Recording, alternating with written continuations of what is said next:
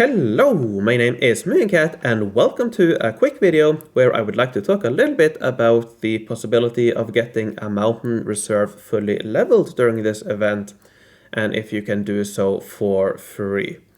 Now before I do, I just want to say that if you have any questions about the event in general or for strategies and so on in general, I have a lot of links in the description with all of my written guides, video guides, spreadsheet, and so on. So check those out if you have any specific question.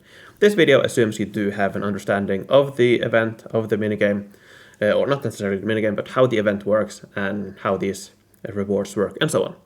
So the first question, can you get the mountain reserve fully leveled for free? The answer here is maybe. I do think there is a decent chance. It's by no way guaranteed that you will be able to get it, but there is a decent chance. And even if you're not able to get it fully leveled, you should be able to pick up a couple of these selection kits regardless. And on beta right now, we are testing the anniversary event, and there the mountain reserve is available as well as a daily special. So whatever remaining kits you need from this event, you can pick up there. And after that, it'll probably be the wildlife event, so there again you should be able to get it. So the next 3 events really, this and the next 2, you should be able to get mountain reserve kits. So if you are not able to get it fully leveled in this event, it shouldn't be too long before you're able to do so. So even if you're not able to get full, I do still think it is worth going for, if you want to go for it, that is. Because yeah, you might not want to. So yeah. If you want to, I think there's a decent chance. So how does this work? Well, as I mentioned in my previous video, the mountain reserve here, if we go to my spreadsheet here, on this insect slot, you will get either the mountain reserve or the hero's tavern, which is also a really good building, of course. It's roughly equal in value to the mountain reserve, but you do need a few more extra kits, of course, so that makes the mountain reserve better in my opinion. At least, but yeah. So we have these 2 options, which might suggest that this should be a 50-50 chance. However, based on quite a decent sample size of data points, both from the beta server and from the live server, we have reasons to believe that it is actually closer to 2/3 or even 70% chance of getting the mountain reserve, and only 1/3 or 30% chance of getting the hero's tavern, which means that you're more likely to get the mountain reserve. Now the data I'm talking about, that's based on screenshots that people have sent me on Discord and some other sources, and based on those, the number of mountain reserve kits I've seen is 86 from beta, but if you include live, the number of mountain reserves is 108, and the number of hero's tavern is 47. So that's quite a big sample size, I think, and I think it is quite. I think that, at least in my opinion, confirms that you do have a higher chance of getting the mountain reserve. Where exactly that limit is, we don't know. Anyways, long way to say that you should have a decent chance of getting quite a few mountain reserve kits as options in the after town tests, like I did here after my first town. So that's the first part. Now, which strategy should you go for if you want to get one fully leveled? So to get it fully leveled, you need 7 selection kits, 6 here and then 7th for the final option, of course going for eagle. So at most you need 7, but if you do have some from previous events, you don't need that many, and again, you can get more in upcoming events. But because of that, I think my recommendation would be to go for the 10 town strategy. If we assume that you have a 70% chance of getting the mountain reserve, that means that on average you should get it 7 times with the 10 town strategy. Of course, this is not guaranteed. You can get it more times, you can get it fewer times. It's not guaranteed. I just want to keep pointing that out. It is not guaranteed. Another reason why I think you should go for the 10 town strategy compared to, for example, the 12 town is the number of extra or spare pots you have for the strategy. So with the 10 town strategy, you have 4,700 spare pots to spend on chests after these towns. For the 12 town strategy, however, you only have 3,300. So even though you are able to get 2 more selections of chests to spend on, you have a lot less to spend. So, and I don't think that it'll be enough. This number here will be enough to spend. I think this is a better number, and with 4,700, it's not guaranteed that you.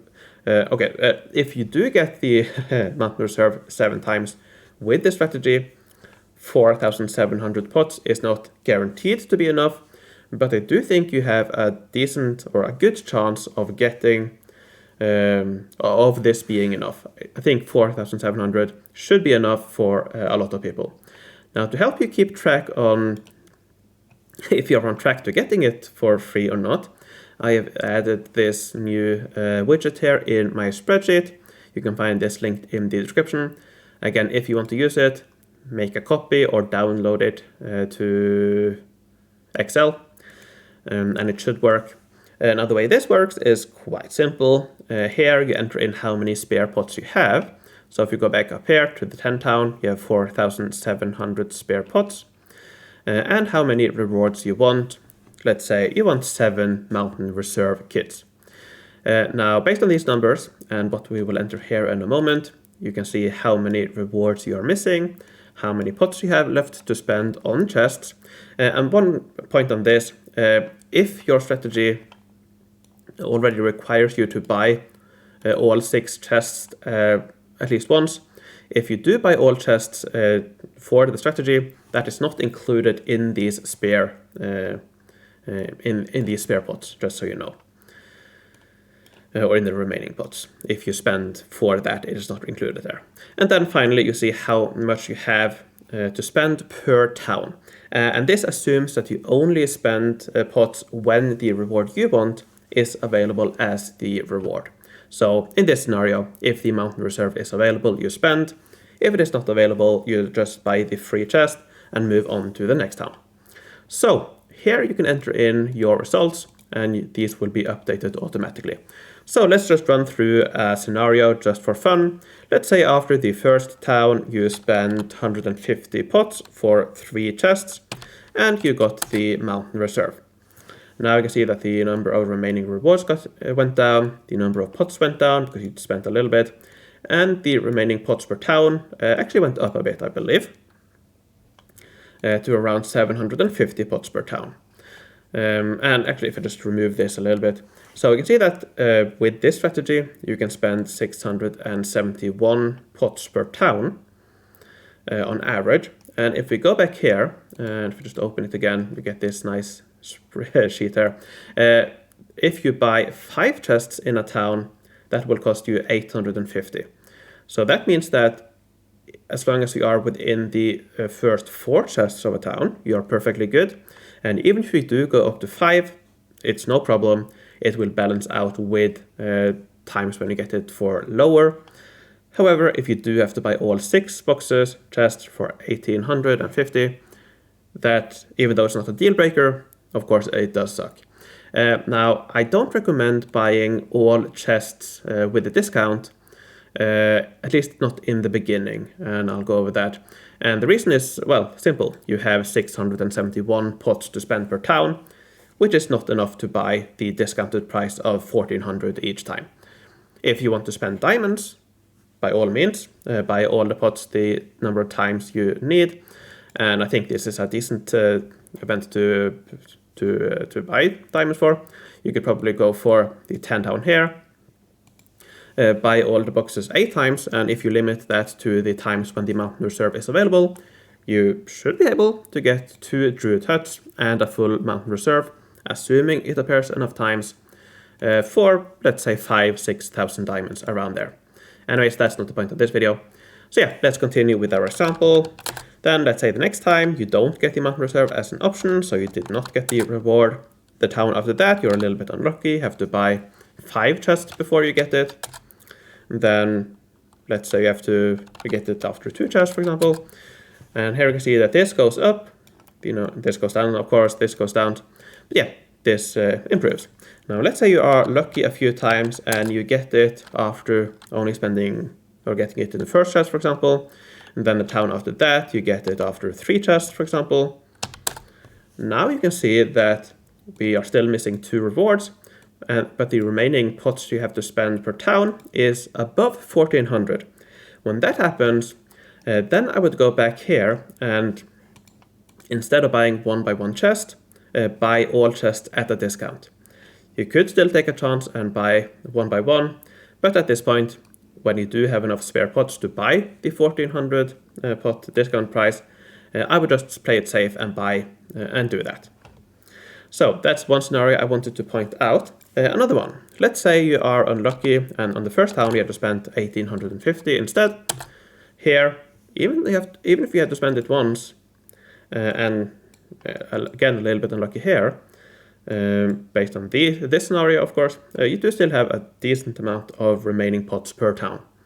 But however, if you had to do 90 or 1850 twice, now, that actually added up exactly. Now you can see that you have overspent and you can't get the remaining 2 pieces. So that's one of the ways that that will prevent you from getting it for free.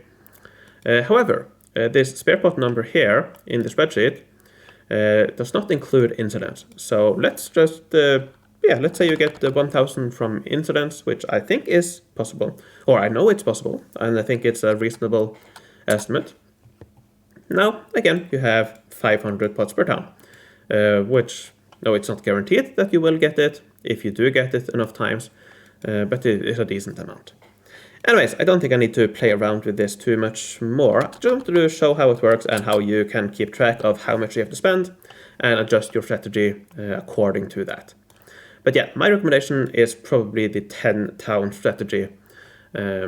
And it's probably a bit late now, but if you haven't started the event yet, I would do a 10 town strategy, but I would play the first town only buying level 1 managers for Festival, Shipyard, Hats and Flour, get 7 or so tasks and then move on real quickly and then do 10 additional towns.